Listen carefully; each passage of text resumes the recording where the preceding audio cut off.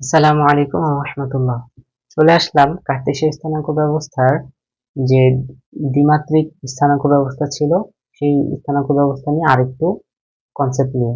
সেটা হচ্ছে যে আমরা তখন বলেছিলাম যে রেনে দেকার্ত তিনি কি করলেন, দুইটা অক্ষ পরস্পর লম্বভাবে নিলেন, একটা এক্স অক্ষ একটা ওয়াই অক্ষ। এটা এক্স অক্ষ এটা ওয়াই অক্ষ, দুইটা কিন্তু একটা আরেকটার সাথে লম্বভাবে আছে। এখন আমরা যদি একটু বলি যে এটা ছিল কিন্তু কি সংখ্যা রেখার সেই তার মূল বিন্দু যার স্থানাঙ্ক আমরা কত ধরি, 0 ধরি। আচ্ছা, এখানে আমি কি লিখে রেখেছি দেখো, প্রথম দিয়ে লিখেছি এই যে এখানে চারটা চতুর্ভাগ আছে, একটা চতুর্ভাগ, দুইটা, তিনটা, চারটা।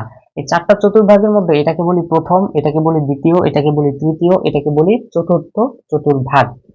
এবং একটু খেয়াল করো যে আমি এখানে প্লাস প্লাস লিখেছি, এখানে মাইনাস প্লাস লিখেছি, এখানে মাইনাস মাইনাস লিখেছি, এখানে প্লাস মাইনাস লিখেছি।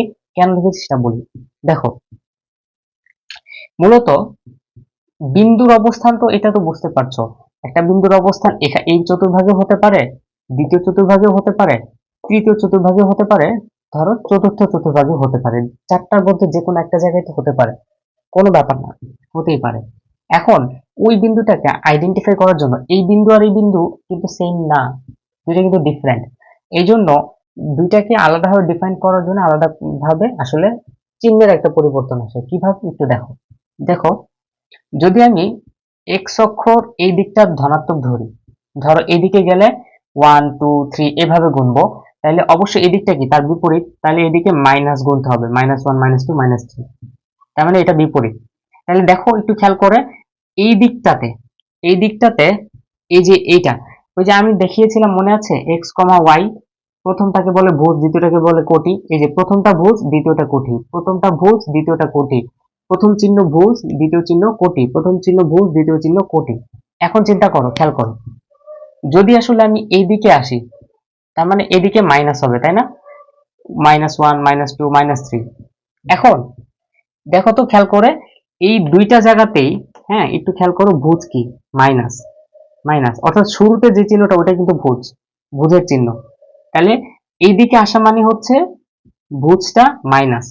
আর ঠিক যদি আমি একটু একটা জিনিস খেয়াল করো, আমি যদি ওপরের দিকে যাই, তাইলে দেখো খেয়াল করো দুইটাই কিন্তু কোটি, পজিটিভ, প্লাস। আর যদি আমি নিচের দিকে আসি তাহলে দুইটা কোটি নেগেটিভ, মাইনাস। অর্থাৎ আমি কিন্তু আবারও বলতেছি যে প্রথম চিহ্নটা, দ্বিতীয় চিহ্ন, এরকম দুইটা চিহ্ন দেখতে পাচ্ছ। প্রথম চিহ্নকেই বলছি ভুজ, ভুজের চিহ্ন, দ্বিতীয় চিহ্ন হচ্ছে কোটির চিহ্ন। এখন যদি আমি বলি যে এই একটু খেয়াল করো, যদি আমি উপরের দিকে যাই, দেখো এই যে কোটি প্লাস প্লাস, কিন্তু নিচের দিকে আসলে কোটি কিন্তু কি দুইটাই মাইনাস। আবার এক্স অক্ষের ডান দিকে যদি যাই, ডান দিকে সবগুলো প্লাস, দেখো এই যে ভুজ প্লাস, এই যে ভুজ প্লাস। আবার এক্স অক্ষের বাম দিকে যদি আসে, এই যে ভুজ মাইনাস, এই যে ভুজ মাইনাস। ঠিক আছে, এইভাবে আসলে চিহ্নগুলো হয়েছে।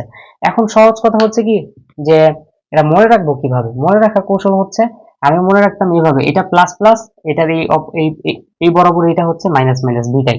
ঠিক আছে, ভুজও মাইনাস কোটিও মাইনাস। এখন এটা যেহেতু প্লাস, দুইটাই প্লাস দিয়ে শুরু হয়েছে, এটা বরাবর ঠিক নিচে এটা, এটা শুরু হবে প্লাস দিয়ে, প্লাস তারপর মাইনাস। আবার এটা মানে এটা আসলে আমার মনে রাখার কৌশল।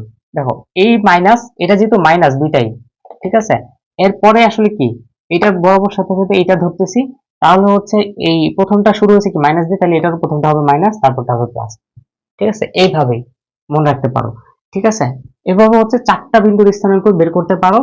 যদি এই জায়গার বিন্দুর স্থানাঙ্ক হয়, তাহলে ধর মনে করো কথা কথা এটা হচ্ছে 3, -2, এটা হচ্ছে 2, 3, দুইটাই পজিটিভ।